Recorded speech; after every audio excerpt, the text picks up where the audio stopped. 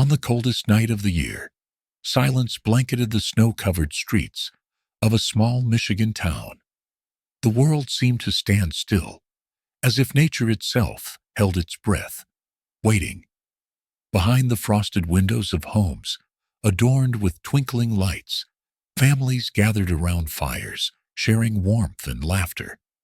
Yet for some, the season of joy and giving only deepened the ache of solitude. Nora Bennett, a retired schoolteacher, sat alone in her modest home, the faint hum of a weathered radio filling the empty space.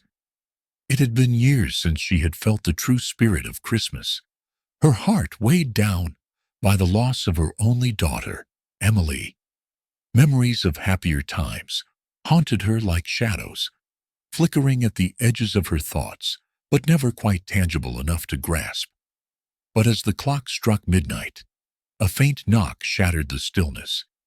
It was tentative, almost imperceptible, like a ghost, unsure of its welcome. Nora hesitated, her heart racing. In this quiet town, visitors at such an hour were unheard of. Little did she know, opening that door would unravel a chain of events that would change not only her life, but also the lives of many others. For waiting on her porch, trembling and alone, was a child whose story was far more harrowing than the winter storm raging outside.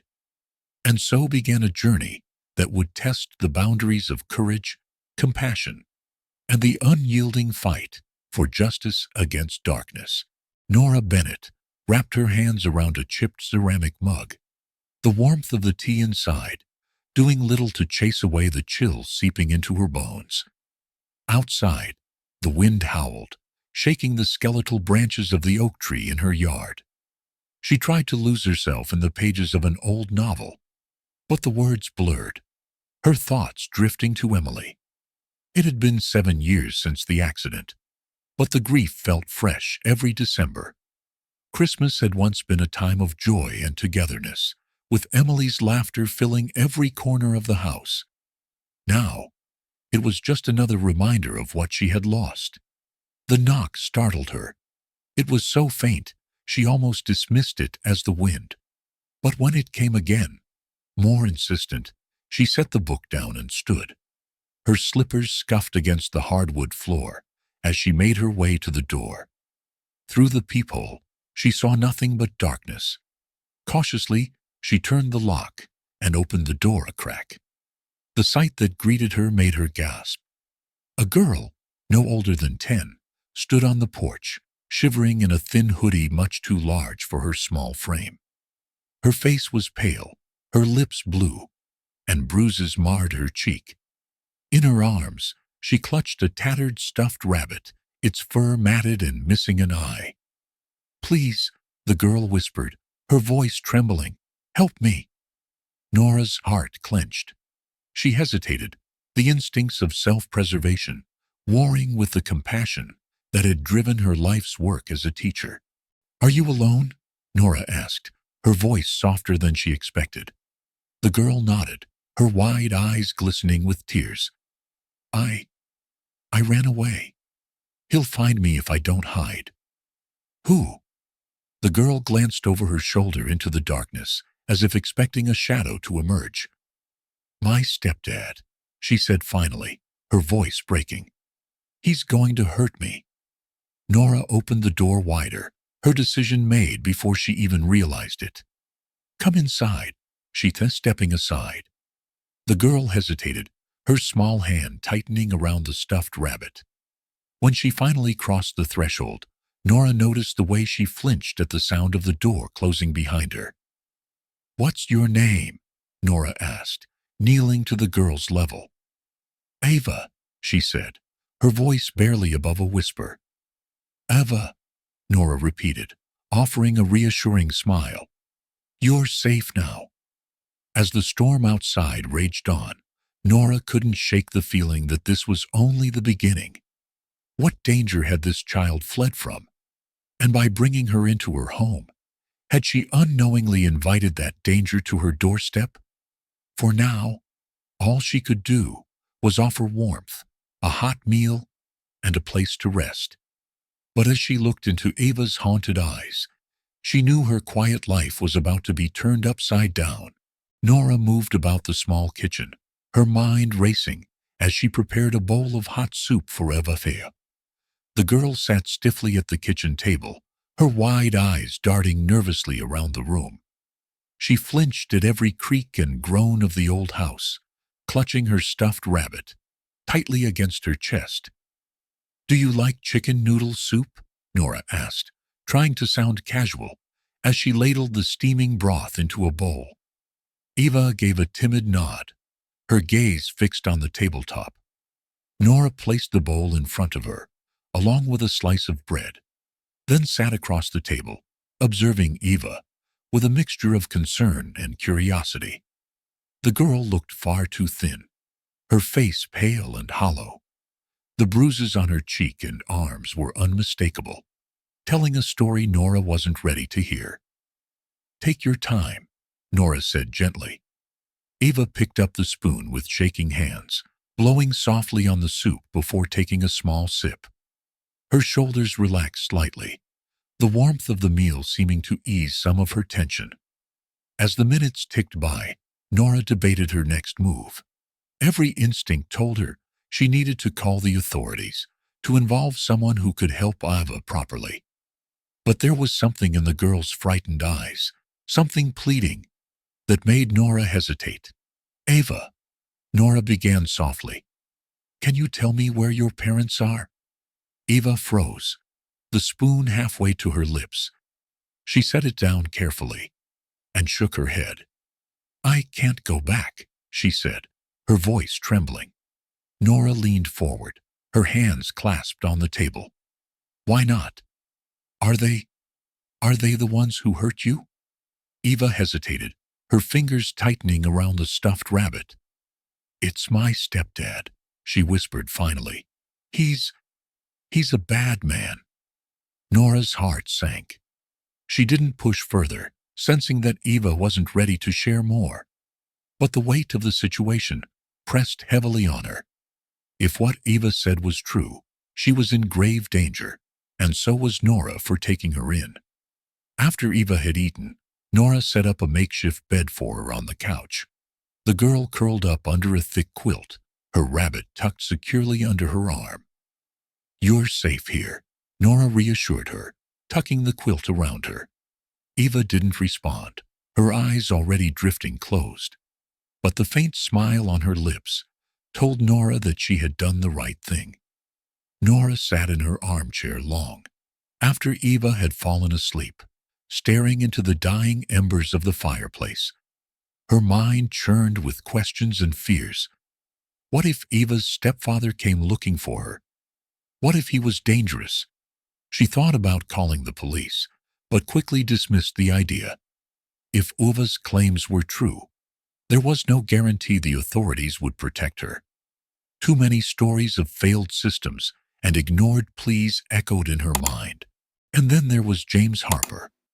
The next morning, Nora stood at James's front door, her coat pulled tightly around her, against the biting wind. James opened the door with a surprised smile, his salt and pepper hair slightly tousled. "Nora," he said warmly, "what brings you out in this weather?" "I need your help," Nora said, stepping inside. James led her to the living room, where a fire crackled in the hearth. She hesitated, unsure of how much to reveal, but James's kind eyes encouraged her to speak. "I found a girl," Nora began, wringing her hands. "Last night, she showed up at my door, bruised and terrified. She says she's running from her stepfather." James frowned, leaning forward in his chair. "And you took her in?" Nora nodded. "She's just a child, James. I couldn't turn her away." "You did the right thing," James said firmly. "But this is serious, Nora. If her stepfather is abusive, he won't just let her go." "I know," Nora said, her voice shaking. "That's why I came to you. I don't know what to do." James sat back, rubbing his chin thoughtfully. "We need to find out more about her situation. If this man is dangerous, We need to be careful. Do you trust her? I want to, Nora admitted. But she's so scared, and she hasn't told me everything. James nodded. I'll see what I can dig up. In the meantime, keep her safe. And Nora. She looked up, meeting his gaze. Be careful. If this man finds out where she is, he won't stop coming after her. That evening, Nora sat with Eva by the fire, trying to create a sense of normalcy. She had given Eva a sketchbook and colored pencils, hoping it would help her relax. Eva drew quietly for a while, before setting the sketchbook aside. Miss Nora? Yes, sweetheart. Eva hesitated, her fingers playing with the edge of the quilt. I'm sorry for coming here. I didn't know where else to go. Nora placed a gentle hand on her shoulder. You have nothing to apologize for, Eva. I'm glad you came. Tears welled up in Eva's eyes. I was scared he'd hurt me again. He always hurts me when I don't do what he says. Nora's chest tightened. She wanted to wrap Eva in her arms and promise her that everything would be okay. But she knew it wasn't that simple. Eva, Nora said carefully, can you tell me more about your stepfather? I want to help you, but I need to understand what's happening. Eva hesitated, then nodded. His name is Travis Colton. He's not just mean to me. He does bad things to other kids too. Nora's stomach turned. What do you mean bad things? Eva looked down, her voice barely audible. He takes them to a place where they get hurt. Nora's blood ran cold. She didn't know the full extent of what Eva was describing, but she knew enough to realize they were dealing with something far more sinister than she had imagined. As Eva fell asleep that night, Nora sat by the fire, staring into the flames. The fear that had gripped her since Eva's arrival was now mixed with anger. Anger at a system that allowed this to happen, at a man who could harm innocent children, and at herself, forever doubting her decision to help Eva. She knew she couldn't face this alone. With James's investigative skills and Margaret's connections, they might stand a chance at uncovering the truth. For the first time in years, Nora felt a spark of purpose reigniting within her. She didn't know what lay ahead, but she was determined to fight for Eva, and for every child like her who needed someone to believe in them. The winter sun rose slowly over the quiet Michigan town, casting a pale silvery light on the snow-covered streets. Nora Bennett sat at the kitchen table, her hands wrapped around a steaming mug of tea. Across from her, Eva quietly nibbled on a piece of toast, her eyes downcast, but no longer filled with the panic of the night before. The house was silent, except for the occasional creak of the wooden floorboards, and Nora's thoughts drifted to memories she had spent years trying to bury. As she watched Eva, she saw flashes of another face, a face she hadn't seen in over a decade. Emily, Nora's daughter, had been a vibrant, adventurous soul, always eager to help others. Emily had been studying to become a social worker when her life was tragically cut short. The car accident that claimed her at 22 left Nora in pieces. For years, she had avoided the reminders, the photos tucked away in the attic, the Christmas ornaments Emily had loved, the sound of her laugh that still echoed in Nora's dreams. But now, with Eva in her home, the memories came rushing back, unbidden and raw. Nora couldn't shake the thought that maybe, just maybe, helping Eva was a way to honor Emily's legacy. She sighed, running her fingers through her silver hair. The weight of her decision pressed heavily on her chest. By keeping Eva here, she was risking everything. But how could she turn away a child in need? Later that morning, Nora went to check the mailbox, hoping to find the newspaper James had promised to drop off. As she stepped onto the porch, a sense of unease settled over her. The snow in the yard was undisturbed, But something felt off. She glanced around and noticed tire tracks in the street, faint but fresh. Her eyes narrowed. Who would be out driving in this neighborhood so early? A shadow moved in the corner of her vision, and she turned quickly. But there was nothing there, just the skeletal branches of the trees swaying in the wind. Shaking her head, Nora dismissed the feeling and returned inside. That afternoon, Eva sat on the couch, doodling in her sketchbook, while Nora folded laundry nearby. The fire crackled warmly, filling the room with a soft glow. "Miss Nora?" Eva's voice was hesitant. "Yes, sweetheart," Nora replied, setting down a folded towel. Eva hesitated, her small hands clutching the pencil tightly. I don't think I told you everything about my stepdad." Nora moved to sit beside her, concern etched on her face. "It's okay, Eva. You can tell me anything." Eva looked down at her drawing, a crude but poignant depiction of a little girl standing alone in the rain. "He's not just mean to me," she whispered. He has friends, bad friends. They come to the house sometimes, and they talk about taking kids." Nora's heart clenched. "Taking kids?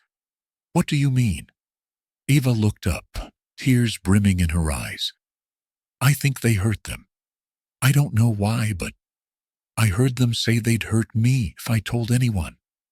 The air seemed to grow colder, the firelight casting long, flickering shadows on the walls. Nora reached out, placing a comforting hand on Eva's shoulder. "You're safe now, Eva. I promise." But even as she said the words, a sliver of doubt crept into her mind. Could she truly protect this child from the darkness that pursued her? That evening, Nora made her way to James's house once again, her breath visible in the icy air. James greeted her with a worried expression, ushering her inside quickly. "More trouble?" he asked as he poured her a cup of coffee. Nora nodded, her hands trembling slightly as she recounted what Eva had told her. James listened intently, his brow furrowing deeper with each word. "This isn't just abuse," James said grimly when she finished. "If what Eva says is true, this is organized. We could be dealing with something far worse than just one dangerous man." Nora shivered, not from the cold, but from the weight of his words. "What do we do?" James leaned back, his expression thoughtful. "I'll start digging into Travis Colton. If he's involved in anything illegal, there will be a trail. But you need to be careful, Nora. If these people are as dangerous as Eva says, they won't hesitate to come after you." Nora swallowed hard, the reality of the situation settling heavily on her shoulders. But she couldn't back down now, not when Eva's safety was at stake. The next day, James introduced Nora to Margaret Hayes, a retired social worker who had spent decades advocating for children in abusive situations. Margaret was a tall, no-nonsense woman with sharp eyes and a kind smile. "She's one of the best," James said, as they sat in Margaret's cozy living room, the scent of freshly baked cookies filling the air. Margaret listened carefully as Nora recounted Eva's story, her expression growing more serious with each detail. "You did the right thing by taking her in," Margaret said finally. "But this isn't something you can handle alone. You'll need support, both legally and emotionally."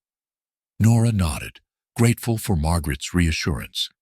"What do you suggest?" "For now," Margaret said, "focus on keeping Eva safe. I'll reach out to some of my contacts to see what we can uncover about Travis and his associates. And Nora." "Yes?" Margaret's gaze softened. "You're braver than you realize. Helping Eva isn't just about saving her. It's about giving her a chance to believe in kindness again."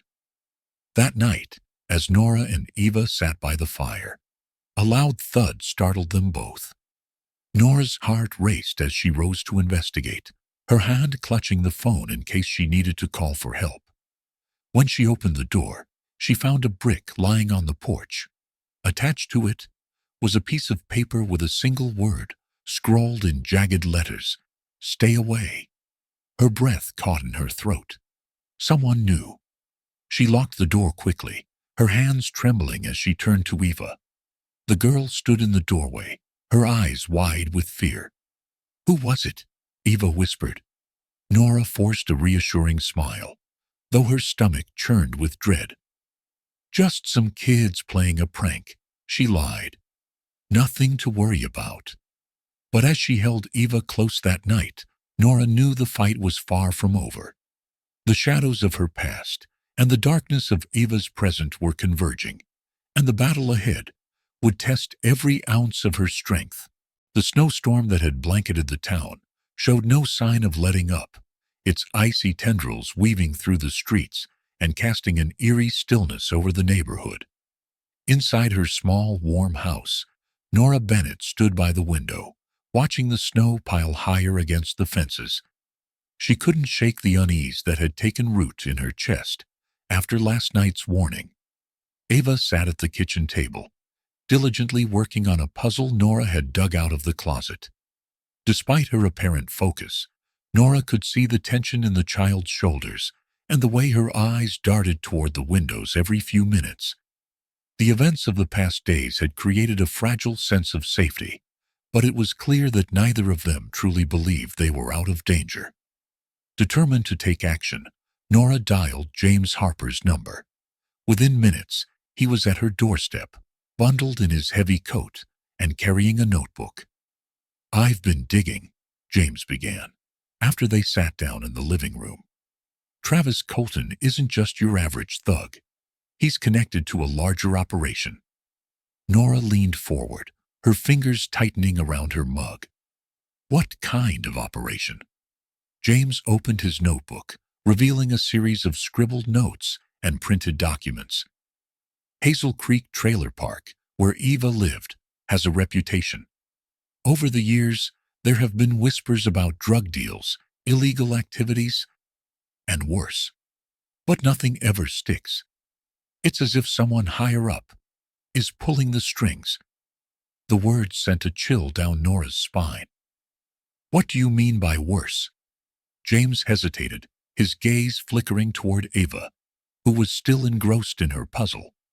Lowering his voice, he continued, "There have been rumors about child exploitation, trafficking." The air seemed to leave the rooms. Nora's heart pounded as she glanced at Eva, who now seemed so small and vulnerable. "We need proof," James said, his voice firm. "Something concrete to bring to the authorities." Against James's warnings, Nora decided to drive by Hazel Creek herself. She needed to see where Eva had lived, to understand the environment that had shaped her fears. The trailer park was a stark contrast to the pristine snow-covered town. The roads were muddy, the trailers old and rusted, and the air felt heavy with despair. Nora parked her car a few blocks away and walked cautiously through the narrow paths between the trailers. She spotted a group of men gathered near a central trailer, their voices low but intense.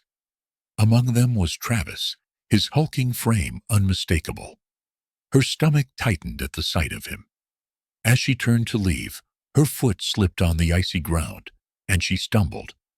The sound drew the men's attention, and Travis's eyes locked onto her. For a moment, time seemed to freeze. "Hey!"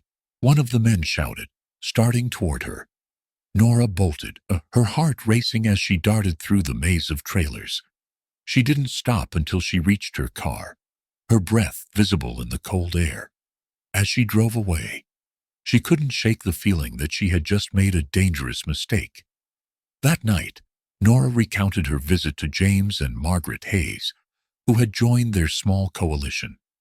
Margaret, with her years of experience as a social worker, immediately recognized the gravity of the situation. "You're lucky you got out of there unscathed," Margaret said sternly.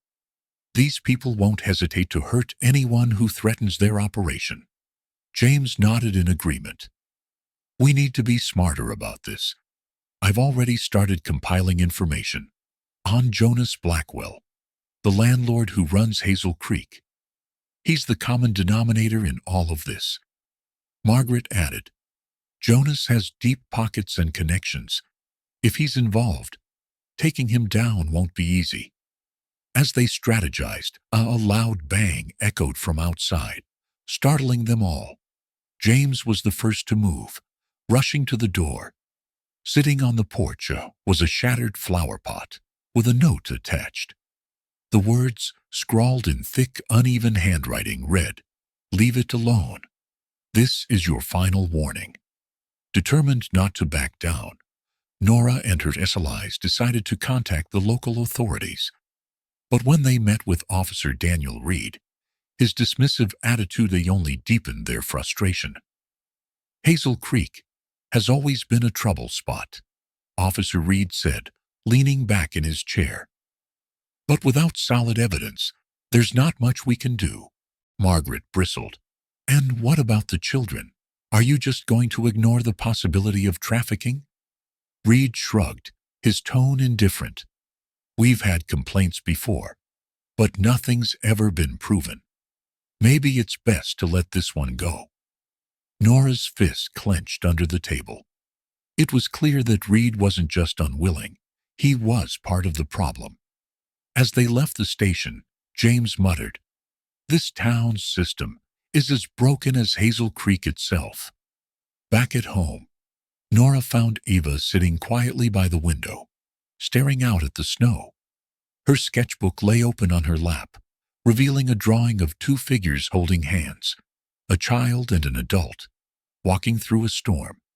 Is that us? Nora asked softly, sitting beside her. Eva nodded, her voice barely above a whisper. You make me feel safe. The simple words brought tears to Nora's eyes. In that moment, she realized that no matter how dangerous the fight became, she couldn't give up. Eva was counting on her. Determined to widen their circle of support, Margaret reached out to Detective Laura Bennett, a former colleague with a reputation for integrity. Laura arrived at Nora's house the following evening, her sharp eyes taking in every detail of the situation. I've heard whispers about Hazel Creek for years, she admitted. If we're going to take them down, we'll need airtight evidence, and fast. James shared his findings on Jonas Blackwell, and Laura promised to use her resources to dig deeper. But be prepared, she warned. Once we start making moves, they'll retaliate harder than ever. As the days passed, the tension continued to mount. James uncovered financial records linking Jonas Blackwell to several shell companies, all of which pointed to a larger network of illicit activity. Meanwhile, Nora noticed a black car parked near her house on multiple occasions, its occupants hidden behind tinted windows. She felt their eyes on her, a constant reminder of the danger that loomed closer with each passing day. But despite the fear, Nora's resolve only grew stronger. With James, Margaret, and now Laura by her side, she knew they were inching closer to the truth. And when Eva looked at her with hope in her eyes, Nora found the strength to keep fighting. Late one night, as Nora was locking up the house, her phone buzzed with a text from James. We've got a lead. Meet me at Margaret's tomorrow morning.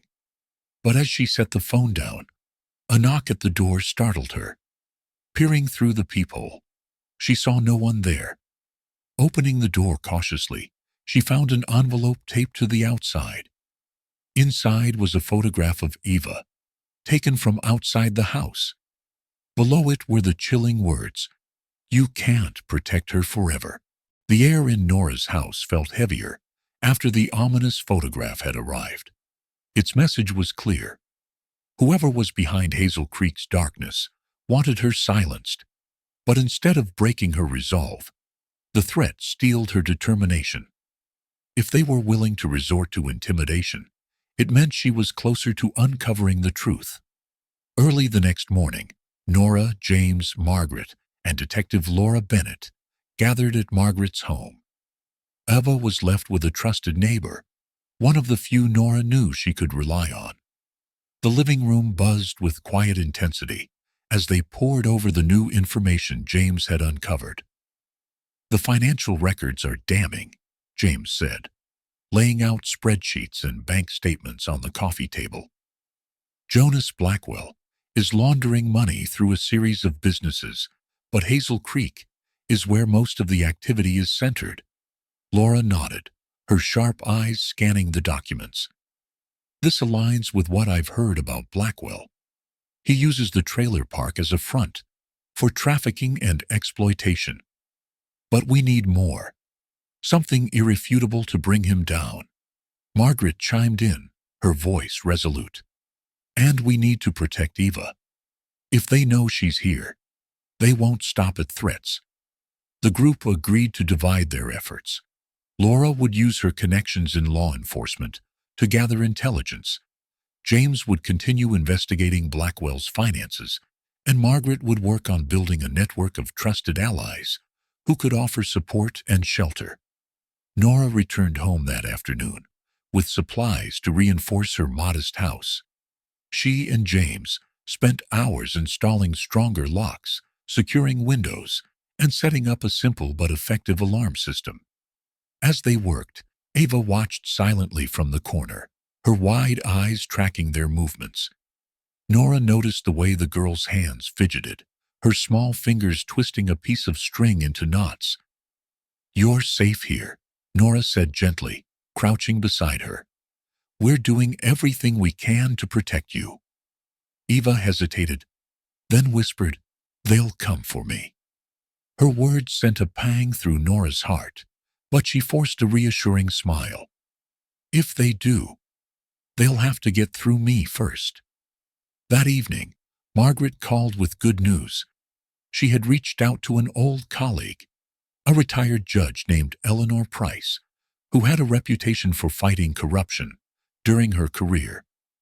"I told her everything," Margaret said. "She's agreed to help. She might even be able to get us an audience with the district attorney." The mention of the district attorney brought a flicker of hope. If they could bypass the local authorities, who were either apathetic or complicit, and present their evidence to someone with real power, they might have a chance. But hope was tempered by caution. They all knew that moving too quickly could jeopardize everything. As the days passed, Eva began to open up, bit by bit. She shared fragments of her life before Hazel Creek, her favorite book, a stuffed animal she'd lost, the way her mother used to sing to her at bedtime.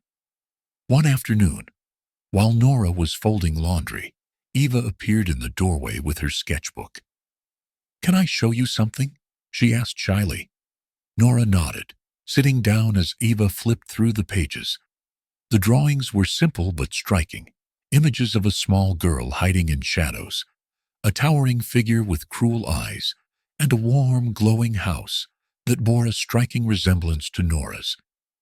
"This is you," Eva said, pointing to a figure standing in the doorway of the glowing house. "You're the light." The words brought tears to Nora's eyes. "And you're braver than you think," she replied, pulling Eva into a hug. Margaret's efforts to rally support bore fruit. She connected with local activists, teachers, and even a pastor who ran a shelter for abused women. Together, they formed a quiet but determined coalition. The group met at the shelter one evening, their voices low, but their resolve high. Laura shared updates on her investigation, revealing that Jonas Blackwell had connections to a city council member who had consistently voted against housing reforms. "This goes deeper than we thought," Laura said grimly, "but the more we dig, the more exposed they'll become." One night, as Nora and Eva were preparing for bed, the motion sensor alarm outside the house blared. Nora's heart leapt as she grabbed a flashlight and peered through the window. A figure darted across the yard, disappearing into the shadows. "James, who had been keeping watch from his car parked nearby, burst into the house moments later. "I couldn't get a good look," he said, his breath visible in the cold air. "But someone was definitely out there." The incident rattled them all, but it also reinforced the importance of their mission. Despite the looming threats, there were moments of levity that brought the group closer together. One evening, James taught Eva how to play chess, his patient explanations punctuated by her giggles whenever she captured one of his pieces. "You've got a sharp mind," James said, smiling. "You could be a strategist someday." Eva beamed at the praise, her confidence slowly growing under the care and encouragement of her newfound family. James's relentless digging uncovered a critical lead, a storage unit rented under a fake name, but traced back to Jonas Blackwell. "If we can get inside, we might find the proof we need," he said during a late-night meeting at Nora's house. Laura agreed but cautioned, "We'll need a warrant, and that won't be easy. Blackwell's got friends in all the wrong places." Margaret suggested reaching out to a journalist she trusted, someone who could amplify their story and apply public pressure. As the group prepared to act on their new lead, another anonymous threat arrived. This time, a photograph of James, taken from a distance. The message scrawled on the back read, "Stay out of it, or you'll regret it." The warning sent a chill through the group, but instead of retreating, it only strengthened their resolve. "We're not backing down," Nora said firmly, her voice steady despite the fear in her chest. And as they looked around the room, each of them nodded in agreement. They were in this together, no matter the cost. The weight of the threats lingered in the air, like an unspoken curse. Nora had always thought of herself as an ordinary woman, but the events of the past weeks had thrust her into a world of danger and moral complexity. Now, the stakes were higher than ever. The morning after the latest threat, the group reconvened at Margaret's house. A sense of urgency permeated the room as they went over their next steps. "We're close," James said, his voice tinged with both excitement and apprehension. "The storage unit is our best lead yet, but we can't go in blind." Detective Laura Bennett nodded in agreement. "If we make a move without solid evidence or a warrant, we risk tipping Blackwell off.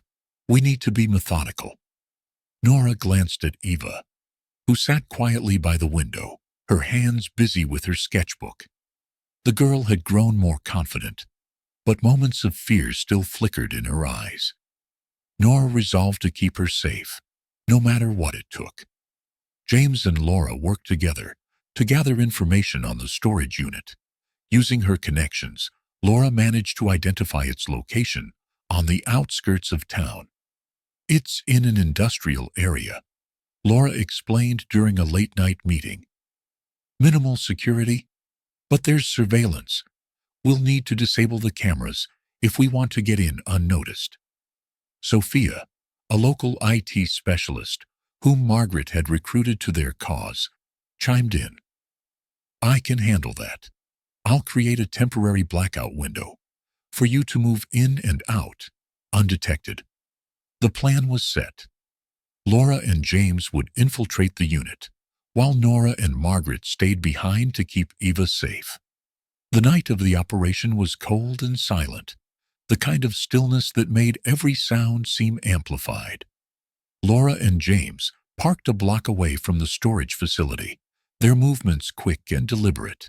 Sophia's voice crackled through their earpieces. "You've got 5 minutes before the cameras reboot. Make it count." Inside the unit, the air was thick with the smell of dust and mildew.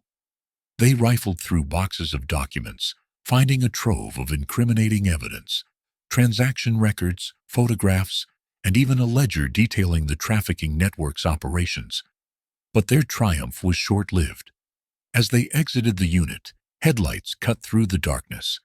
A black SUV screeched to a halt, and 2 men stepped out, their intentions clear. James's quick thinking saved them. Using the element of surprise, he swung open the car door as one of the men approached, knocking him to the ground. Laura, armed and trained, managed to disarm the other with a swift, calculated move. They sped away, their hearts pounding. The documents were secured, but they knew their actions had escalated the situation. Back at Margaret's house, the group pored over the evidence. The documents linked Blackwell to high-profile city officials and revealed the extent of his operation, including the names of several children who had been trafficked. "This is it," Laura said, her voice resolute. "This is what we need to take him down." Nora felt a surge of hope, but it was tempered by fear. What if they come after us? After Eva? Margaret placed a reassuring hand on Nora's shoulder. "We'll protect her, and we'll make sure this evidence gets into the right hands." As the group celebrated their breakthrough, a chilling discovery brought them back to reality. Tucked under Nora's front door was another note, this one accompanied by a photograph of Eva at school. The message was clear. "We know where she is." Nora's blood ran cold. The safety they had worked so hard to create was crumbling under the weight of the enemy's reach. "We need to move her," Laura said immediately. "Somewhere they can't find her." Margaret suggested the shelter run by Pastor Henry, one of their allies. "It's well hidden, and he has the resources to keep her safe." Eva resisted at first, clinging to Nora. "I don't want to leave you," she said, her voice trembling. Nora knelt down, holding Eva's hands tightly. "This is just for now, sweetheart. It's to keep you safe. And I promise, we'll see each other again soon." Despite the fear and uncertainty, the group pressed on. James began drafting an article exposing Blackwell's operation, while Laura worked on securing a warrant for his arrest. Eva, now at the shelter, started to adjust to her new environment. She bonded with other children who had faced similar struggles, and her strength began to shine through. One evening, she called Nora from the shelter. "I'm okay," she said softly. "I miss you, but I'm okay." Nora felt tears well up in her eyes. "I'm so proud of you," she replied. "You're the bravest girl I know." As they delved deeper into the evidence, the group uncovered connections to a broader network of trafficking that extended beyond Hazel Creek. It was a chilling revelation, but it also reinforced their mission. "This isn't just about Hazel Creek," James said. "It's about dismantling the entire system that allows this to happen." Late one night, as Nora sat alone in her living room, the phone rang. It was an unlisted number. "Stay out of it," a menacing voice growled. "This is your last warning." The line went dead, leaving Nora in a suffocating silence. But instead of fear, she felt a spark of defiance. They could threaten her all they wanted, but she wasn't going to back down. The moon hung low in the winter sky, casting an eerie glow over the town as the group prepared for their most daring move yet.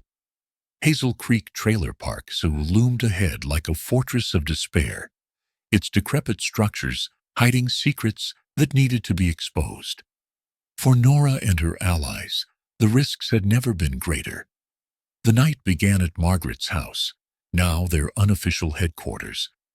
A large map of Hazel Creek was spread across the dining table, dotted with notes and photographs. James tapped a section of the map. "Unit 27. That's where the boy is being held, according to Eva's descriptions. We've confirmed that Travis uses it as one of his holding locations." Laura adjusted her holster, her expression determined. "We go in, we get the child, and we get out. No heroics. This is about precision." Nora felt a pang of fear. She wasn't a law enforcement officer or an investigator. She was a retired teacher who had stumbled into a nightmare. But looking at Eva's sketchbook on the table, she knew why she was here. The group split into two teams. Laura and James would handle the extraction, while Nora and Margaret stayed in the car, ready to provide support. Sophia monitored the security feeds remotely, ensuring that any evidence collected would be documented. As they approached Hazel Creek, the silence was deafening. The trailer park, usually alive with activity, seemed deserted. It was a trap waiting to spring. "Something feels off," Laura whispered into her radio. "Just stick to the plan," James replied. Laura and James reached Unit 27, the door secured with a rusted padlock. With swift precision, Laura picked the lock and stepped inside. The air was thick with mildew and despair. In the corner of the room, a boy no older than 8 sat on a threadbare mattress, his eyes wide with fear. "Hey, buddy," James said softly, kneeling down. "We're here to get you out." The boy hesitated, but eventually took James's hand. As they turned to leave, the sound of footsteps echoed outside. Travis Colton stood in the doorway, flanked by 2 of his men. His smirk was as cold as the air around them. "Well, well," he drawled. "Looks like I've got myself some uninvited guests." Laura stepped forward, her weapon drawn. "Move aside, Travis. This doesn't have to get ugly." But Travis had no intention of letting them go without a fight. A tense standoff ensued, with Laura's training and James's quick thinking keeping them one step ahead. Outside, Nora and Margaret watched the scene unfold from the safety of the car. Margaret clutched the radio, her knuckles white. "They're taking too long," she muttered. Suddenly, the sound of gunfire shattered the silence. Nora's heart raced as she saw shadows moving near the trailer. "They need backup," she said, opening the car door. Margaret grabbed her arm. "No, Nora, stay here. They'll be fine." But Nora couldn't sit idle. Grabbing a flashlight and a heavy wrench from the car, she made her way toward the commotion. Inside the trailer, Laura managed to disarm one of Travis's men, her movements swift and calculated. James shielded the boy, ushering him toward the back exit.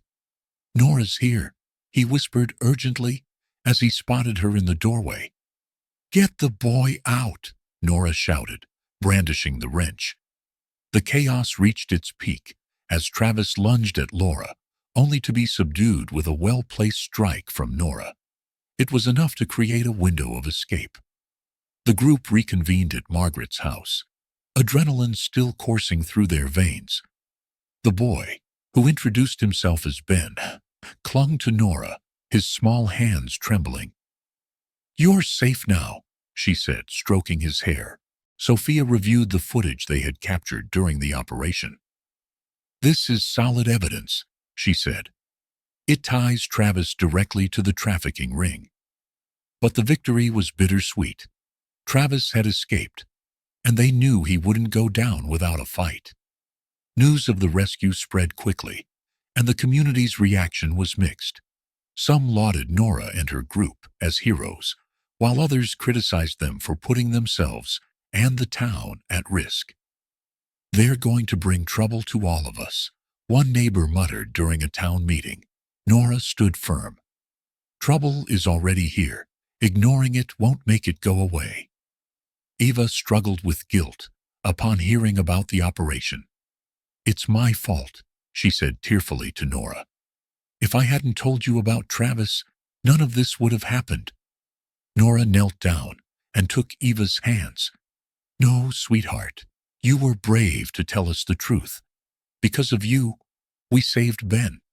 That's something to be proud of." Ben began to adjust to his new surroundings, staying temporarily at the shelter with Margaret's extended family. His resilience inspired the group, reminding them why they had started this fight in the first place. One evening, as the group reviewed their next steps, Ben approached Nora with a drawing. It depicted the group as superheroes, with Nora at the center. "Thank you," he said simply. Tears welled up in Nora's eyes. "You're welcome, Ben." Despite their small victory, the group knew the fight was far from over. Travis was still out there, and the larger network loomed like a storm on the horizon. As they prepared for their next move, Nora felt a renewed sense of purpose. She wasn't just fighting for Eva or Ben. She was fighting for all the children who had been silenced by fear. Late that night, Nora received a text message from an unknown number. "You think this is over? We're just getting started." She stared at the screen, her resolve hardening. They might be in the shadows, but so was she. And she wasn't afraid to fight. The aftermath of the rescue mission left the group with a bitter taste of triumph and lingering fear. Though Ben was safe, the dangers surrounding Hazel Creek had grown more ominous. The community, once a quiet and unassuming place, now buzzed with tension, rumors, and division. At the town square, whispers and murmurs filled the air as a small group of residents gathered to discuss the recent events. "I heard it was Nora Bennett who led that raid," one elderly man said, his voice tinged with suspicion. "They've put us all in danger," a young mother retorted. "What if those people come after us next?" Another voice rose above the crowd, sharp and defiant. "At least someone's doing something. We've ignored this for too long."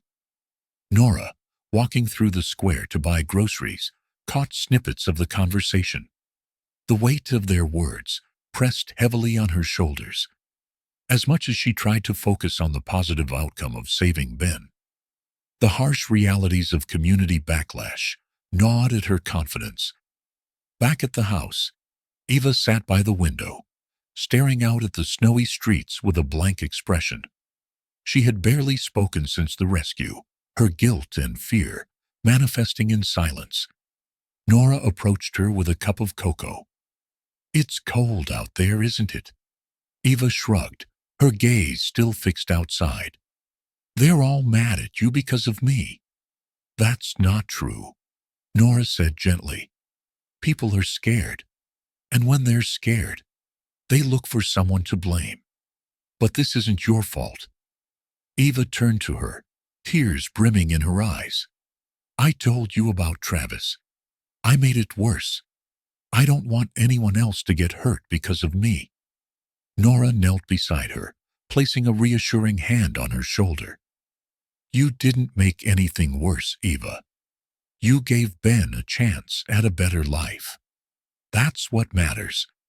At Margaret's house, the group gathered to discuss their next steps. James, ever the realist, laid out the grim truth. "Travis is still out there, and he's not going to stop. We've rattled the cage, and now they're coming for us." Margaret, undeterred, stood tall. "Then we fight back. We've made progress. We have evidence, and we've saved one child. That's more than anyone else has done in years." Sophia chimed in from her laptop, where she was reviewing footage from the raid. "The evidence we collected is strong, but it's not enough to bring down the entire network. We need to dig deeper." James leaned back in his chair, his expression grim. "And what happens if they come after us while we're digging? This isn't just about justice anymore. It's about survival." That night, a sense of unease settled over Nora's home. The phone calls began first, anonymous and menacing. "You think you can just take what's ours?" A gravelly voice snarled during one call. Nora hung up, her hands trembling. But the next call came moments later. The next morning, she found her car windows shattered. A crude message scrawled across the hood. "Stay away." Margaret and James arrived shortly after, their concern evident. "This isn't just intimidation," James said, inspecting the damage. "They're sending a message. They want us to know they're watching." Nora crossed her arms, her resolve hardening. "Let them watch. I won't back down." As tensions within the community grew, a surprising ally emerged. Father Michael, the local priest, invited Nora to speak at the church's weekly gathering. Standing at the pulpit, Nora addressed the small crowd, her voice steady but filled with emotion. I know many of you are afraid. I am too. But fear can't be the reason we stay silent. There are children who need us, children like Ben and Eva, who deserve a chance at life without fear. The room was silent, save for the faint sound of sniffles. Father Michael stepped forward, placing a hand on Nora's shoulder. This is a fight worth fighting, he said. Inspired by Nora's speech, Eva began to emerge from her shell. One afternoon, she approached Nora with a request. Can we go see Ben? She asked hesitantly. Nora smiled. Of course. At Margaret's shelter, Ben greeted them with a shy smile. He and Eva bonded instantly, sharing stories and laughter, as if they had known each other for years. Seeing Eva's smile for the first time in days, Nora felt a surge of hope. Perhaps despite everything, they were making a difference. Later that week, James arrived with news. I've been following a lead, he said, spreading out a series of photographs and documents. Jonas Blackwell has ties to several high-ranking officials in the city. This goes way beyond Hazel Creek. Sophia nodded, her eyes scanning the documents. If we can connect the dots, we might be able to force a larger investigation. Laura, who had been silent until now, spoke up. We'll need more than evidence. We'll need public pressure. If we can get the community on our side, we might stand a chance. Despite Father Michael's support, the town remained divided. Protesters gathered outside Nora's home, holding signs that read, "Not our fight," and "Stop the trouble." Inside, Eva watched from the window, her expression somber. Why don't they understand? She asked. Nora sighed, placing a comforting hand on her shoulder. Sometimes people fear what they don't understand, but we'll show them the truth. One evening, as Nora returned from the grocery store, she noticed a shadowy figure lurking near her driveway. Who's there? She called out, her voice trembling. The figure stepped forward. It was Travis. You think you're a hero? He sneered. You're nothing but an old fool sticking your nose where it doesn't belong. Before Nora could respond, headlights flooded the driveway as Margaret's car pulled in. Travis disappeared into the shadows, but his message was clear. The fight was far from over. As the group regrouped, Nora felt a renewed sense of purpose. Despite the threats, the division, and the fear, she knew they were on the right path.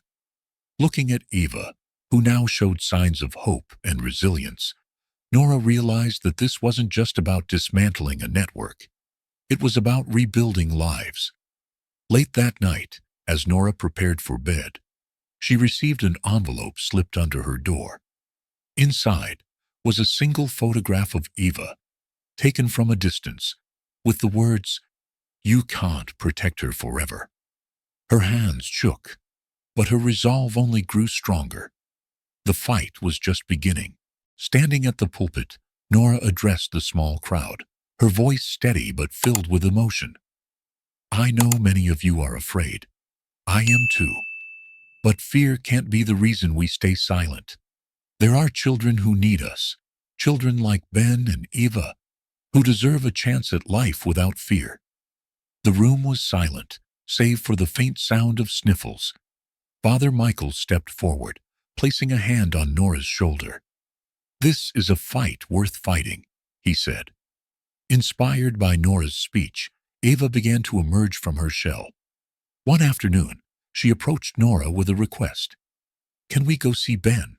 She asked hesitantly. Nora smiled. Of course. At Margaret's shelter, Ben greeted them with a shy smile. He and Eva bonded instantly, sharing stories and laughter, as if they had known each other for years. Seeing Eva's smile for the first time in days, Nora felt a surge of hope. Perhaps despite everything, they were making a difference. Later that week, James arrived with news. I've been following a lead, he said, spreading out a series of photographs and documents. Jonas Blackwell has ties to several high-ranking officials in the city. This goes way beyond Hazel Creek. Sophia nodded, her eyes scanning the documents.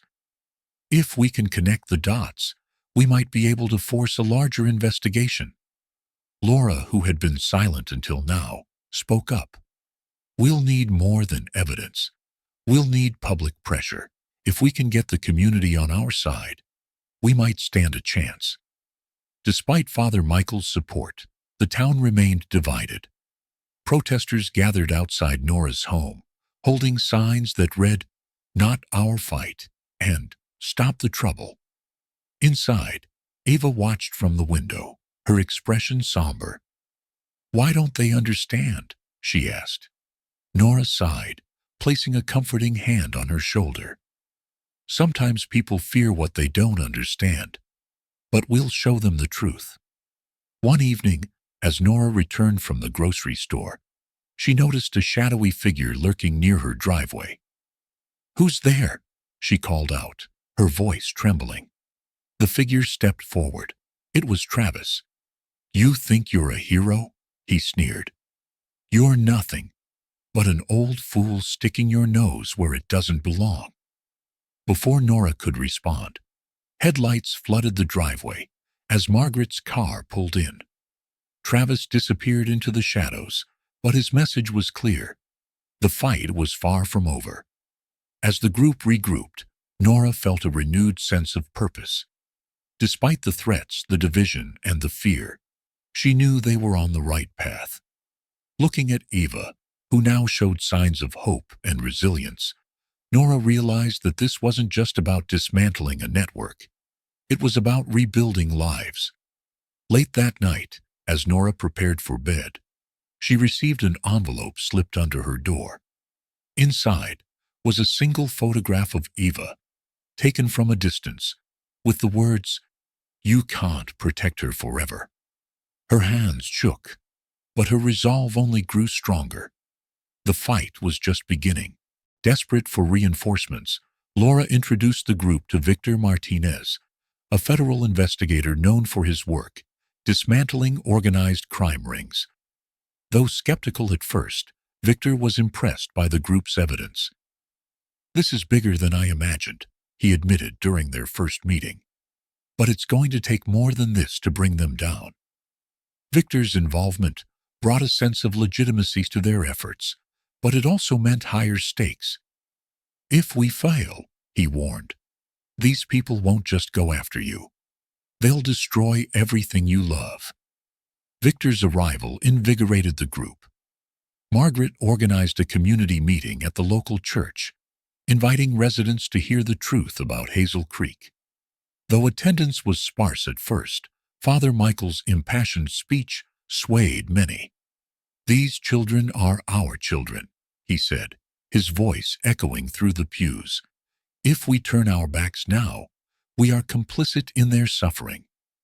Ava, encouraged by the growing support, stood up and shared her story for the first time.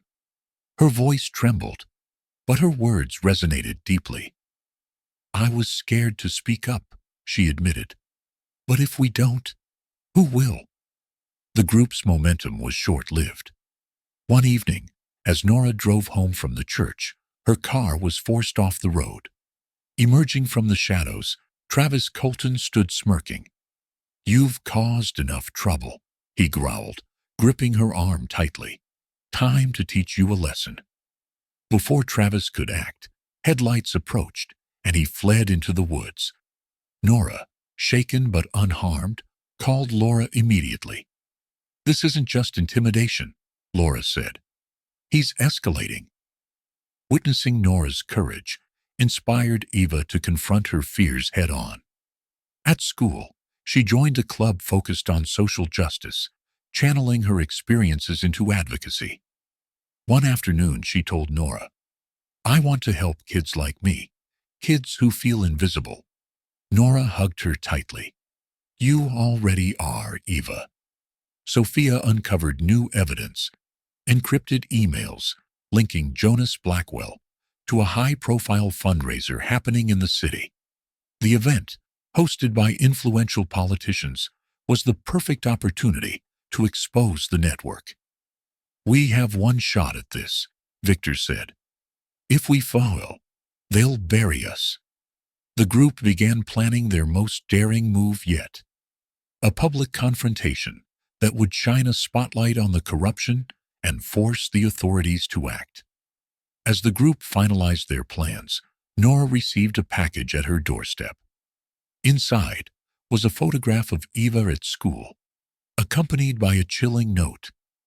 "She'll never be safe." Nora's resolve hardened. "They think they can scare us into silence," she said. "But they're wrong. This fight isn't over." The stakes had never been higher. Every step forward seemed to be met with an even greater pushback. For Nora, Eva, and their tight-knit group of allies, the fight against the Hazel Creek trafficking network had evolved from a local struggle into a battle against a powerful, deeply entrenched system. Yet amidst the mounting danger, a glimmer of hope began to shine. A turning point was within reach. Eva's confidence in Nora had grown, but the chilling threat left at their doorstep rattled her. She clung to Nora more tightly, her once guarded demeanor softening into a deep reliance. "Nora," Eva whispered one night, her small hands clutching the edge of a blanket, "I'm scared. But I trust you. I trust you more than anyone." Nora's heart swelled with emotion as she tucked Eva in. "I'll always protect you," she said firmly, "no matter what." This trust between them became the anchor for their fight, giving Nora the strength to face each new challenge head-on. Detective Laura Bennett had proven to be a valuable addition to their cause, but it was her introduction of Victor Martinez, a seasoned federal investigator, that gave the group the breakthrough they needed. Victor's reputation preceded him, a no-nonsense enforcer with a track record of taking down organized crime syndicates. At their first meeting in James Harper's cluttered living room, Victor laid out the stakes. "This isn't just about Hazel Creek," he said, gesturing to a map of the city dotted with red pins. "This network spans counties, maybe even states. If we don't handle this carefully, they'll disappear into the shadows." Despite his stern demeanor, Victor saw potential in the grassroots team. "You've done something incredible," he admitted. "Most people wouldn't have made it this far. But if you want to finish this, you'll need to be smarter and braver than you've ever been." Meanwhile, Eva began to channel her experiences into something transformative. At school, she joined a club focused on youth advocacy, inspired by the courage she'd seen in Nora and the team. Though hesitant at first, she found herself sharing pieces of her story with classmates, drawing strength from their support. One afternoon, after school, Eva approached Nora. "I want to help," she said, her voice steady. "Not just for me, but for other kids like me. I want to make a difference." Nora knelt down, placing a hand on Eva's shoulder. "You already are," she said with a proud smile. "And I'm right here with you." The threats against Nora and Eva weren't just words on a piece of paper. One evening, as Nora walked to her car after a community meeting, she felt the prickling sensation of being watched. She turned to see a figure emerging from the shadows, Travis Colton. "You think you're safe," he sneered, his voice dripping with menace. "You're not." Before Nora could respond, headlights from a passing car illuminated the scene, and Travis slipped away into the night. Though unscathed, Nora knew this was no empty threat. "It's a message," Victor said when she recounted the encounter. "They're letting you know they're still watching, but it also means we're getting close." Amidst the escalating tension, Sophia Lee uncovered a critical lead, an encrypted email chain linking Jonas Blackwell to an upcoming charity fundraiser hosted by prominent city officials. This gala, attended by the elite, was the perfect opportunity to expose the network. Victor, ever the strategist, saw the potential. If we can gather evidence and make our move during the event, we can't be ignored. But it'll be dangerous. There's no room for error. The team began preparing meticulously. Margaret Hayes reached out to her old contacts in social work, gathering testimonies and building a case file. James worked tirelessly with Sophia to hack into Jonas's communications, uncovering damning evidence of his involvement in trafficking operations. As the fundraiser approached, Eva surprised everyone with her determination to be involved. "I want to help," she insisted. "I can do something. I'm not a little kid anymore." Though hesitant, Nora eventually agreed to let Eva play a small but significant role in their plan. "You've shown more courage than most adults," Nora said. "But promise me, you'll stay close." Eva nodded, her resolve unshakable. The days leading up to the fundraiser were a whirlwind of activity. Victor coached the group on how to navigate the high-stakes environment, emphasizing the importance of subtlety and vigilance. "This isn't just about evidence," he reminded them. "It's about timing. One wrong move, and they'll shut us down before we can make our case." Nora, James, and Sophia rehearsed their roles meticulously, while Laura worked behind the scenes to secure backup in case things went south. As they finalized their plans, Nora found a moment alone with Eva. "Whatever happens," she said softly, "I'm so proud of you." Eva hugged her tightly, whispering, "I'm proud of you too." The night before the fundraiser, another threat arrived. A box left on Nora's porch containing a bloody doll and a note. "This is your last warning." Nora's hands trembled as she read the words, but instead of fear, a steely determination filled her. "They think they can scare us," she said to James, holding up the note. "But they're wrong." As the group gathered for one final meeting, the weight of the task ahead hung heavy in the air. Each member understood the risks, yet none wavered. "Tomorrow," Victor said, his voice firm, "we change everything." The chapter ends with Nora gazing out the window, the city lights twinkling in the distance. "One step at a time," she murmured to herself. For Eva, for all of them. The evening of the fundraiser arrived with a palpable tension in the air. For Nora, James, Eva, and the team, it was a night teetering on the edge of hope and disaster. The culmination of their efforts depended on precise execution and unyielding courage. The charity gala was hosted at the grand estate of a local philanthropist known for his connections to city officials, a sprawling mansion draped in opulence. The ornate chandeliers, the soft hum of classical music, and the polished attendees created an atmosphere of elegance that starkly contrasted the sinister purpose of their mission. Nora arrived in a modest dress, her hands trembling slightly as she adjusted the strap of her handbag, which held a small recording device. Beside her, James, looking sharp in a borrowed suit, whispered, "Remember, stay calm. We've got this." Eva had stayed behind as agreed, under the watchful eye of Margaret, but her presence lingered in Nora's thoughts. "This is for her," Nora reminded herself, stepping into the lion's den. Sophia and Victor had briefed the team extensively. Nora's role was to mingle and discreetly plant recording devices near key figures known to be involved with Jonas Blackwell. James, using his journalist instincts, would engage in conversation to gather real-time intel. Laura Bennett and Victor waited nearby in an unmarked van, monitoring the devices and ready to intervene if necessary. Sophia's voice crackled in their earpieces. "Nora, James, you're live. Cameras are in place. Stay on script." Nora's first target was a city councilman notorious for shady dealings.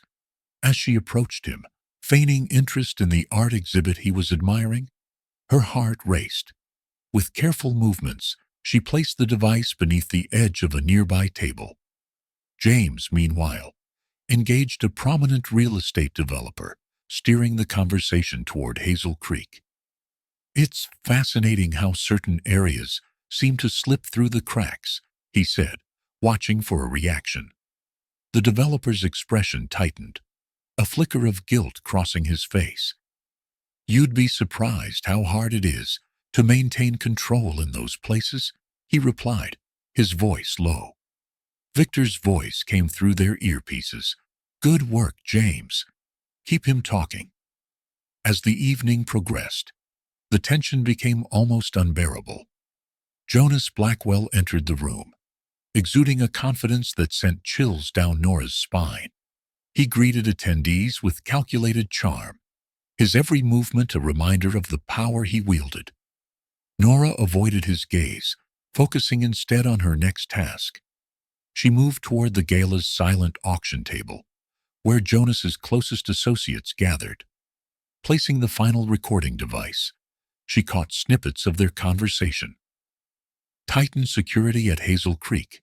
We can't afford another mistake," one of them said. "They're poking around too much," another replied. "If they get too close." Nora's pulse quickened as she moved away, the words ringing in her ears. She signaled to James, who gave her a subtle nod. Unbeknownst to Jonas and his associates, Sophia had hacked into the venue's Wi-Fi, gaining access to Jonas's private communications. As Nora and James continued their covert operations, Sophia intercepted an email containing plans to move the network's operations to another location. A last-ditch effort to evade exposure. "Ah, this is it," Sophia said. "We've got enough to blow this wide open." Victor instructed the team to proceed with Phase 2, a coordinated confrontation. Laura and a team of federal agents began positioning themselves around the mansion, ready to strike. As the gala reached its peak, Nora found herself face to face with Jonas. His eyes narrowed as he studied her. "You look familiar," he said, his voice dripping with suspicion. Nora forced a smile. "Just a concerned citizen," she replied, her heart pounding. Before Jonas could probe further, James approached with a glass of champagne, smoothly diverting attention. "Mr. Blackwell, a word about your recent developments in Hazel Creek," he asked. Jonas's expression darkened. "I think you're mistaken," he said coldly. "Excuse me." The moment of confrontation arrived, when Victor's team made their move. Agents swarmed the estate, shutting down exits and securing the area. Jonas's associates panicked, their calm exteriors crumbling under the weight of exposure. Jonas himself attempted to flee, but was intercepted by Laura. "Going somewhere?" she said, her badge gleaming in the light. Back at Margaret's home, Eva monitored the events unfolding on television. Seeing the chaos and courage of those fighting for her, she made a bold decision. She grabbed the evidence Nora had collected, photographs and documents, and raced to the gala, determined to ensure nothing was overlooked. Arriving amidst the commotion, Eva found Nora and handed her the evidence. "They need to see this," she said, her voice steady despite the fear in her eyes. Nora hugged her tightly. "You're braver than anyone I've ever known," she whispered. With the evidence presented, Jonas and his associates were taken into custody. The guests, many of whom were unaware of the darker truths behind the gala, watched in stunned silence as the criminals were led away in handcuffs. Eva's actions had provided the final piece of the puzzle, ensuring the network's dismantling. As the dust settled, Nora and the team gathered outside the mansion. Victor approached them, a rare smile on his face. "You did it," he said. "You made a difference." Eva stood beside Nora, holding her hand tightly. "What happens now?" she asked. Nora looked at her, her heart swelling with pride. "We rebuild," she said. And we keep fighting. The chapter ends with Jonas sitting in an interrogation room, his smug demeanor replaced with cold fury. "This isn't over," he muttered. "You have no idea who you're dealing with." The camera lingers on his face, leaving the reader with an unsettling sense that the fight is far from finished. The morning after the gala dawned, with a mixture of relief and exhaustion. Snow fell gently outside Nora's window as she sipped her coffee, the warmth of the mug soothing her trembling hands. The events of the previous night played in her mind like a film reel. Jonas's arrest, the relief on Eva's face, and the realization that while one chapter had closed, another was just beginning. At Margaret's cozy home, Eva sat cross-legged on the floor, flipping through a stack of photographs Nora had taken during their fight against Jonas's network. Each image told a story of bravery, pain, and resilience. Margaret, ever the nurturing figure, placed a bowl of steaming oatmeal in front of Eva. "You've been through more than most adults could handle," Margaret said, her voice filled with admiration. "But this isn't the end of your story. It's a new beginning." Eva looked up, her eyes glistening. "Do you think people like Jonas will ever stop?" Margaret crouched down, taking Eva's hand in hers. "People like Jonas will always exist, but so will people like you, Nora, and everyone who stood up for what's right. That's what matters." Nora spent her days following the gala, coordinating with Victor and Laura to ensure the evidence collected would hold up in court. The town buzzed with the news of the arrests, and media outlets swarmed Hazel Creek to uncover the depth of the corruption. At the same time, Nora began working on a plan that had been forming in the back of her mind, creating a foundation to support children like Eva. The foundation would provide shelter, education, and therapy for at-risk youth. She called it Hope's Horizon, symbolizing the new futures they aimed to create. One evening, she invited James, Margaret, and Eva to her home.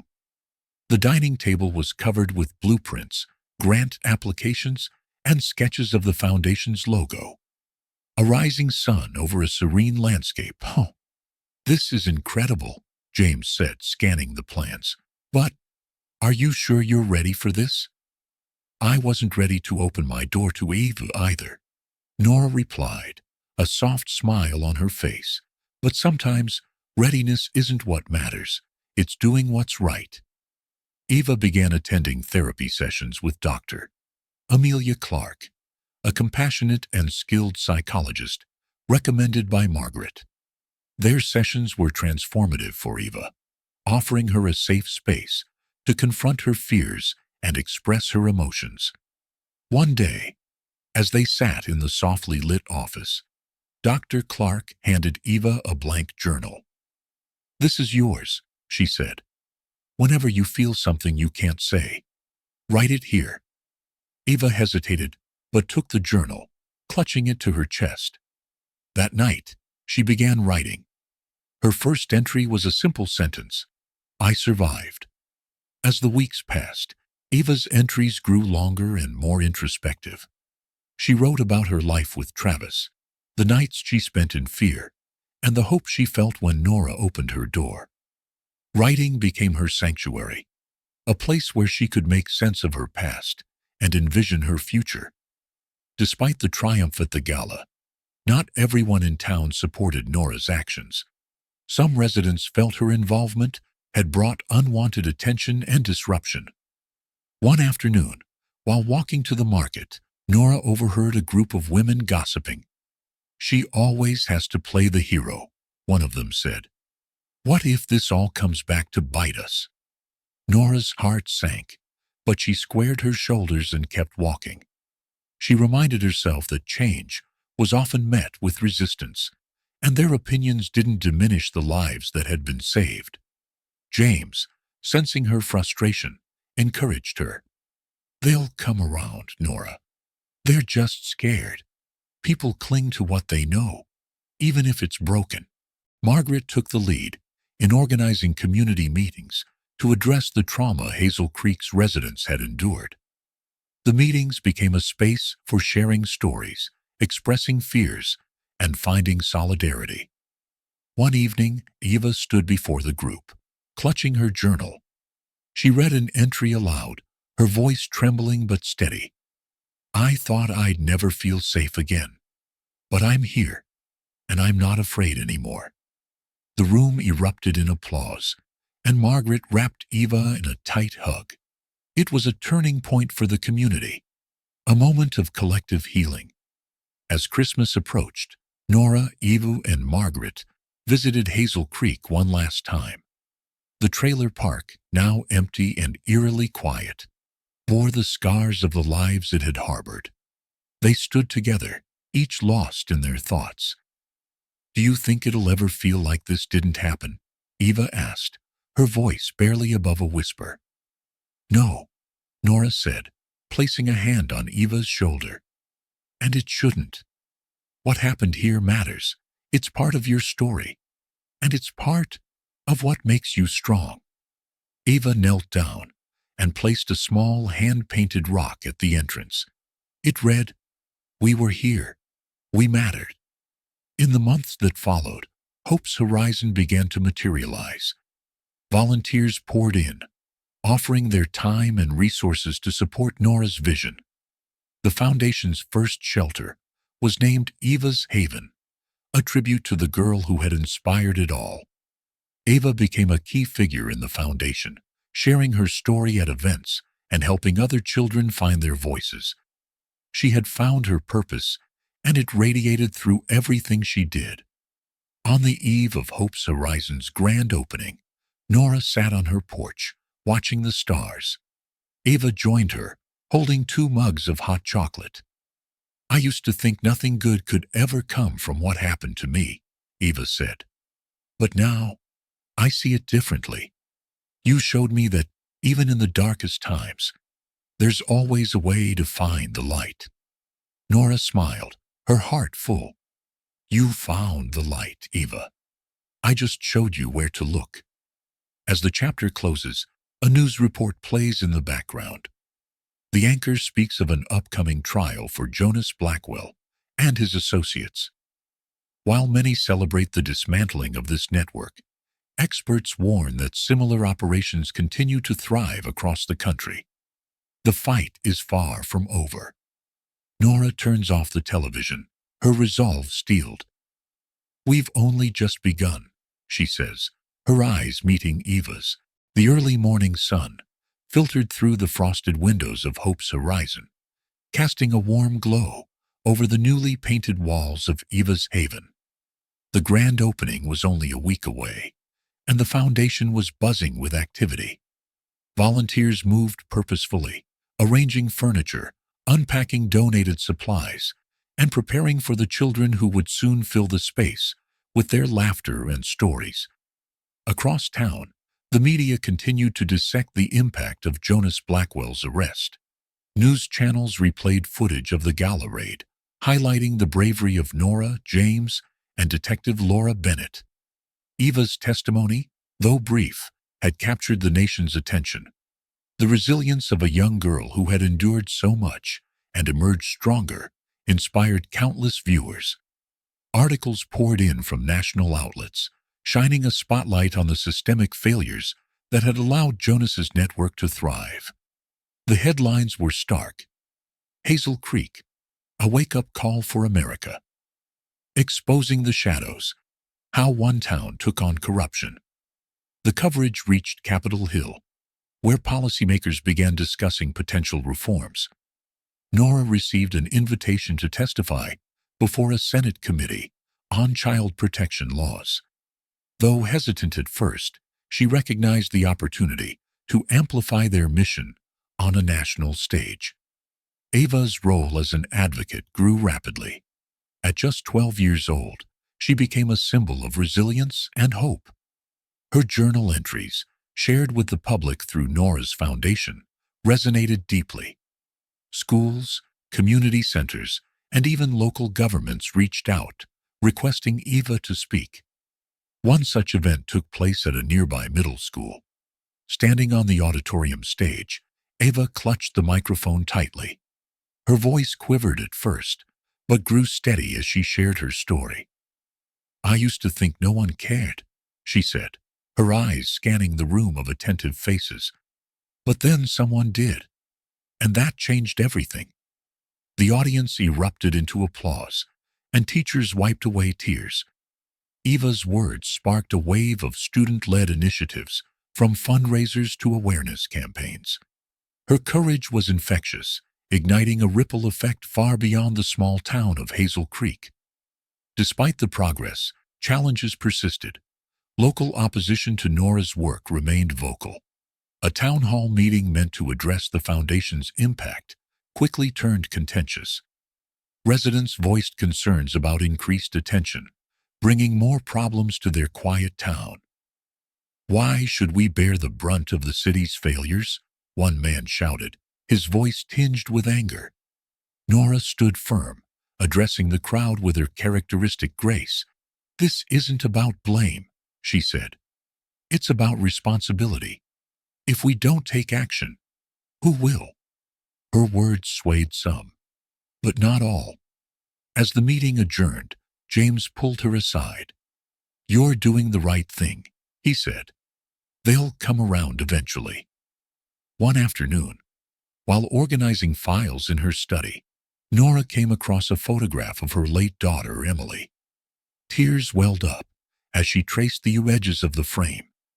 Emily's laughter echoed in her memory, a bittersweet reminder of what she had lost. James found her there, staring at the photo. "She'd be proud of you," he said gently. Nora nodded, wiping her tears. "I hope so. Every time I look at Eva, I see the future Emily might have had. That's what keeps me going." Meanwhile, James and Detective Bennett continued to investigate leads uncovered during the gala raid. Their efforts revealed that Jonas's operation was just one branch of a sprawling trafficking network, with ties to major cities across the country. One particularly damning piece of evidence implicated influential figures, including a prominent state senator. The revelation sent shockwaves through the political landscape, forcing resignations and criminal investigations. The network's exposure led to a federal task force, with Laura playing a key role. Nora's testimony before the Senate became a catalyst for legislative changes, including stricter penalties for traffickers and increased funding for victim support programs. Back in Hazel Creek, the community began to change. The trailer park, once a symbol of despair, was demolished to make way for affordable housing. Former residents, inspired by Eva's bravery, found ways to rebuild their lives. Margaret spearheaded a mentorship program, connecting survivors with supportive adults. Her tireless efforts earned her recognition as a local hero, though she brushed off the praise with characteristic humility. "It's not about being a hero," she told a reporter. "It's about doing what's right." As the months passed, the bond between Nora and Eva grew even stronger. They spent evenings working on projects for Hope's Horizon, their laughter filling the house. One night, as they sat by the fireplace, Eva presented Nora with a gift, a scrapbook she had been secretly compiling. The pages were filled with photos, notes, and mementos from their journey. At the center was a drawing of the two of them, standing under a sunlit sky, surrounded by children. "You gave me a family," Eva said softly. "I wanted to show you what that means to me." Nora hugged her tightly, her heart swelling with love. "You gave me a family too," she whispered. As Hope's Horizon prepared to expand its reach, Nora reflected on the journey that had brought them here. The foundation was planning to open additional shelters in neighboring towns, with Eva at the forefront of their advocacy efforts.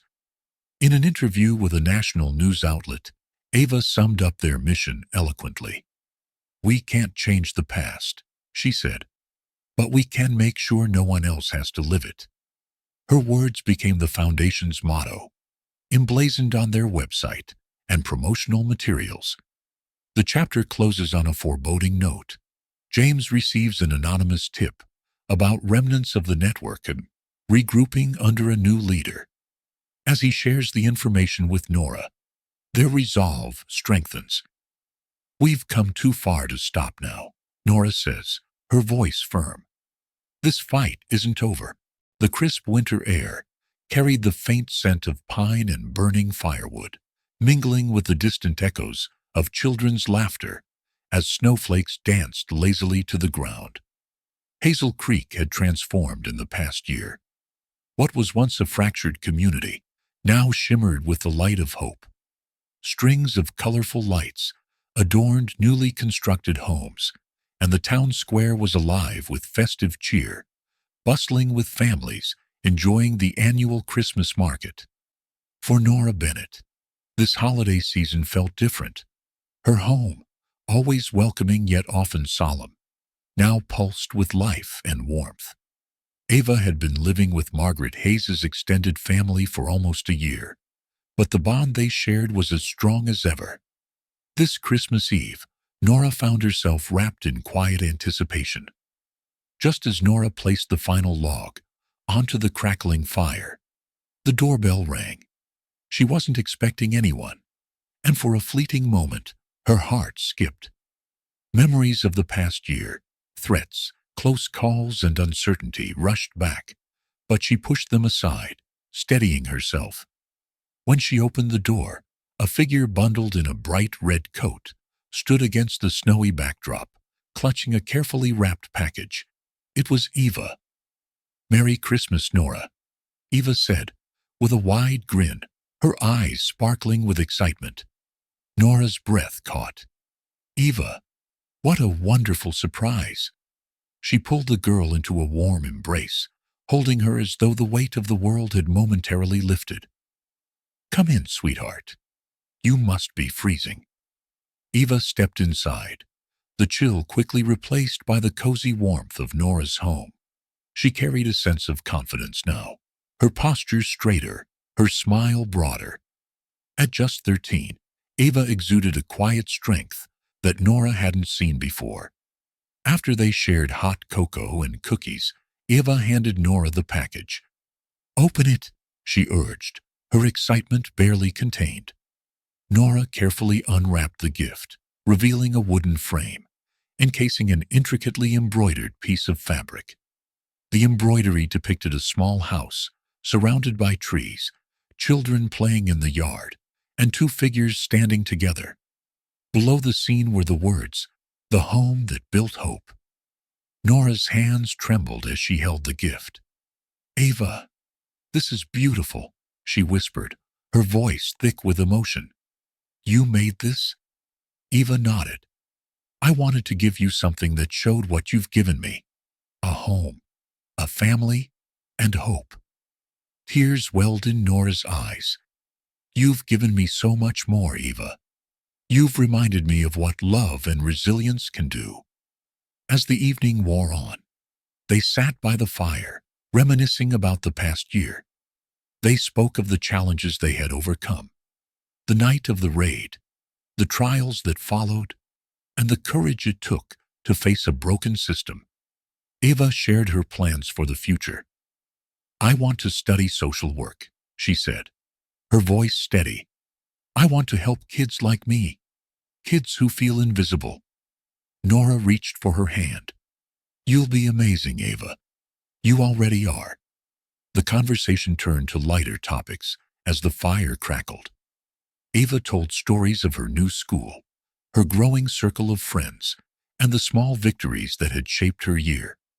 For the first time in a long while, Nora felt a profound sense of peace. The next morning, Hazel Creek's town square was alive with the spirit of Christmas. Nora and Eva arrived together, greeted by familiar faces who had become part of their extended family. Margaret Hayes was there, beaming as she handed out gifts to children. James Harper, now a full-time journalist once again, was documenting the festivities for an article about the community's transformation. A stage had been set up for the day's events, and as the crowd gathered, the mayor took the microphone. Today we celebrate not just Christmas, but the resilience and unity of Hazel Creek, he began. Thanks to individuals like Nora Bennett and Eva Hayes, we've learned that even in the darkest times, hope can shine through. The crowd erupted in applause as Nora and Eva were invited onto the stage. Nora, ever modest, tried to deflect the attention, but Eva stepped forward, her voice clear and confident. This community taught me that family isn't just about blood. It's about the people who stand by you, who lift you up when you're at your lowest, Eva said. Nora Bennett is my family, and because of her, I know I can be the change that I want to see. As the day wound down, James pulled Nora aside. His usual easygoing demeanor was replaced with a hint of unease. There's something I need to tell you, he began, lowering his voice. I've been following up on leads about the remnants of Jonas's network. It's not over, Nora. There are whispers of someone new stepping in to fill the void. Nora felt a familiar weight settle on her chest. Do you have proof? Not yet, James admitted. But I'm working on it. Just be careful. You and Eva both. Nora nodded, her resolve hardening. She had faced danger before, and would do so again, if it meant protecting the people she loved. That evening, as the festivities ended and quiet returned to Hazel Creek, Nora and Eva sat on the porch, watching the stars twinkle above the snow-covered town. The hardships of the past year seemed distant, replaced by a quiet hope for what lay ahead. Nora, Eva said softly, do you ever wonder what life would have been like if I hadn't knocked on your door? Nora smiled, her gaze fixed on the horizon. Every day, Eva, and every day, I thank the stars that you did. The auditorium buzzed with excitement, a sea of faces illuminated by the golden glow of stage lights. Families cheered, cameras flashed, and bouquets of flowers filled the air with the scent of celebration. It was graduation day, and among the many students clad in black caps and gowns, Eva stood out, her posture straight, her face radiant with accomplishment. For Nora Bennett, seated in the audience, it was a moment of profound pride and reflection. Eva's path to this day had been anything but ordinary. After years of overcoming trauma and self-doubt, she had poured herself into her studies, excelling in both academics and community work. Guided by her determination to make a difference, Eva had chosen to major in social work, a decision inspired by her own experiences and the support she had received from Nora, Margaret, and others in Hazel Creek. During her time in college, Eva had spearheaded initiatives to support at-risk youth, organizing workshops and advocating for policy changes. Her passion and commitment earned her recognition, including a scholarship from a nonprofit organization founded in the wake of Hazel Creek's transformation. As the dean called Eva's name, the room erupted into applause. Eva ascended the stage, her gown flowing behind her, and accepted her diploma with a wide smile. She scanned the audience, her eyes locking with Nora's. Nora clapped enthusiastically, tears streaming down her cheeks. For both of them, this was more than a ceremony. It was a testament to resilience, love, and the power of second chances. The dean stepped forward again, holding an additional plaque. It is my honor to present Eva Hayes with the Community Impact Award for her outstanding contributions to social advocacy and her dedication to creating positive change. Eva's surprise was evident, but she quickly regained her composure, accepting the plaque with a heartfelt nod. She stepped to the microphone, her voice steady despite the emotion bubbling beneath the surface. This award is not just mine, Eva began. It belongs to the people who believed in me when I couldn't believe in myself. To Nora Bennett, who gave me a home when I had none. To Margaret Hayes, who showed me the power of kindness. And to my community, which taught me that together we can overcome anything. As the ceremony concluded, Nora found herself surrounded by families, congratulating their graduates. Eva wove through the crowd, her arms laden with flowers and gifts, and rushed to Nora's side. "I couldn't have done this without you," Eva said, hugging her tightly. Nora smiled, her heart swelling with pride. "You've done so much more than I ever could have imagined, Eva. The world is lucky to have you." Eva pulled back, her expression serious. "And I'm lucky to have you. You're the reason I'm here." The weight of Eva's words settled over Nora like a warm blanket. She thought back to that Christmas Eve years ago, when a frightened girl had knocked on her door. In that moment, Nora had been lost in her own grief, unsure if she had the strength to open her heart again. Now, she couldn't imagine life without Eva. Over the following weeks, Eva settled into her new role as a caseworker for the New Horizons Foundation, a nonprofit dedicated to supporting vulnerable children and families. Founded by Nora and James Harper, the organization had grown from a small community initiative into a regional force for change. Eva's first day on the job was both exhilarating and nerve-wracking. She met with families, listened to their stories, and began crafting plans to provide resources and support. Her ability to empathize with their struggles set her apart, and it wasn't long before colleagues and clients alike began to recognize her as a rising star in the field. Meanwhile, Nora continued to oversee the foundation's operations, balancing her responsibilities with a newfound sense of purpose. The foundation had become her way of giving back, a way to honor the memory of her daughter while creating a brighter future for others. Eva's work quickly began to make an impact. She collaborated with schools to identify at-risk children, partnered with local businesses to provide job training programs for struggling parents, and lobbied for legislative reforms to address systemic issues affecting vulnerable populations. One of her proudest moments came when she successfully reunited a young boy with his mother after months of navigating bureaucratic red tape. The mother, tearful and grateful, hugged Eva tightly, saying, "You've given us our life back." Eva shared the story with Nora later that evening, her eyes alight with excitement. "This is why I chose this path," she said, "because every child deserves what you gave me, a chance to heal, to grow, to feel safe." Nora reached across the table, squeezing Eva's hand.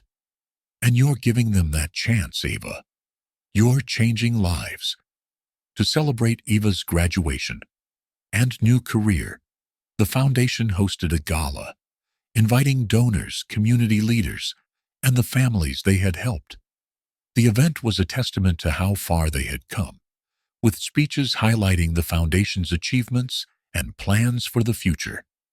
Eva was the evening's keynote speaker, and as she took the stage, she felt a wave of gratitude and determination.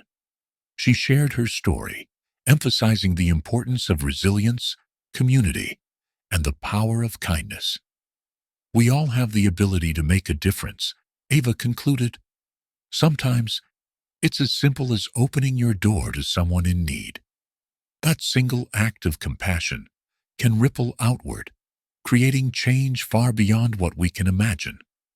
The audience rose to their feet, applauding Eva's words. Nora watched from her table, her heart full. She knew that the future was in good hands. As the night wound down, Eva and Nora stood outside, looking up at the starlit sky. The cold air bit at their cheeks, but neither of them noticed. They were too busy reflecting on the journey that had brought them here. "Do you think we've done enough?" Eva asked quietly. Nora smiled. "We've done what we can, and now it's up to you to carry the torch." Eva nodded, a determined look in her eyes. I won't let you down. I know you won't, Nora replied. You never have. The morning sun bathed the New Horizons Foundation building in a golden hue, casting long shadows across its sleek modern facade. Inside, the buzz of activity mirrored the energy of a movement that had grown far beyond anyone's expectations. What had begun as a simple act of kindness on Christmas Eve now stood as a national beacon of hope and advocacy. Eva Hayes, now 28 and radiating confidence, stood at the helm of the foundation. Today was a monumental day, not just for her, but for every child and family whose lives had been touched by their work. A prestigious event at the United Nations awaited, where Eva was set to deliver a keynote address on combating exploitation and systemic inequities. As Eva prepared for her speech, she paused to look through the office window at the city below. The sight filled her with pride and a sense of responsibility. The foundation had expanded its reach across the country, providing shelters, legal assistance, educational programs, and advocacy initiatives for thousands of at-risk individuals. Yet, the journey here had been anything but easy. Memories of her younger self, cold, frightened, and knocking on Nora's door, flashed in her mind. Back then, she couldn't have imagined standing here today, empowered and ready to inspire others. But that knock had opened a door, not just to safety but to possibility. Nora, seated nearby and reviewing plans for the Foundation's future projects, noticed Eva's reflective gaze. It's okay to be nervous, she said gently, her voice as steadying as always. It just means you care about what you're about to say. Eva turned and smiled. I wouldn't be here without you, Nora. This moment is as much yours as it is mine. Nora waved off the sentiment with a chuckle, though her eyes glistened with emotion. I only showed you the door, Eva. You're the one who walked through it and built something incredible. The day's events began with a ceremony at the foundation, where Eva unveiled a new initiative named the Light Keepers Program. Designed to train and empower community leaders, the program aimed to replicate the success of New Horizons in underserved areas nationwide. Margaret Hayes, the ever-dedicated mentor and social worker, joined Eva and Nora on stage, sharing heartfelt stories of the children they had helped. Every child has the potential to shine, Margaret said, her voice trembling with conviction. And it's up to us to clear the shadows that dim their light. Applause filled the room, but the moment was bittersweet. Margaret had announced her plans to retire, leaving the foundation in the capable hands of the next generation. As the ceremony concluded, Margaret embraced Eva tightly. You've made me so proud, she whispered. Keep fighting the good fight. That evening, Eva stood in the Grand Hall of the United Nations, her heart pounding, as dignitaries and activists from around the world filled the room. The stage was set for her to address not just her peers, but a global audience. As she walked to the podium, the weight of her journey and the stories of countless others pressed on her shoulders. Taking a deep breath, she began. Ladies and gentlemen, Eva started, her voice steady. I stand here today, not as a survivor, but as a testament to the power of hope, community, and resilience. When I was 10 years old, I was lost, afraid, and invisible to the world. But one woman's kindness changed everything. She didn't just open her door, she opened her heart. And that act of compassion saved my life. She paused, letting the words settle over the audience. Today, there are millions of children and families who remain unseen, unheard, and unprotected. They are the reason we are here. It is not enough to offer them shelter or food. We must dismantle the systems that perpetuate their suffering and build pathways to opportunity and justice. Her speech wove together personal anecdotes, statistics, and a call to action, painting a vivid picture of both the challenges ahead and the possibilities within reach. By the time she finished, the room erupted into a standing ovation. Back in Michigan, Nora watched the broadcast with James Harper, Margaret, and a small group of foundation staff. They cheered as Eva's speech concluded, pride evident on every face. "You raised a star," James said, nudging Nora playfully. Nora shook her head, smiling. "I didn't raise her. I just gave her a place to shine." Later that night, Eva returned to her hotel room, exhausted but exhilarated. She opened her laptop to find an email from a teenager named Chloe. The girl described how Eva's story had inspired her to stand up to her abusive stepfather and seek help. Tears welled in Eva's eyes as she typed a response, assuring Chloe that she was brave and not alone. The following Christmas, Eva and Nora sat together in Nora's living room, the warmth of the fireplace casting a soft glow. They exchanged gifts, laughing and reminiscing about their shared journey. "I have something for you," Eva said, handing Nora a small box.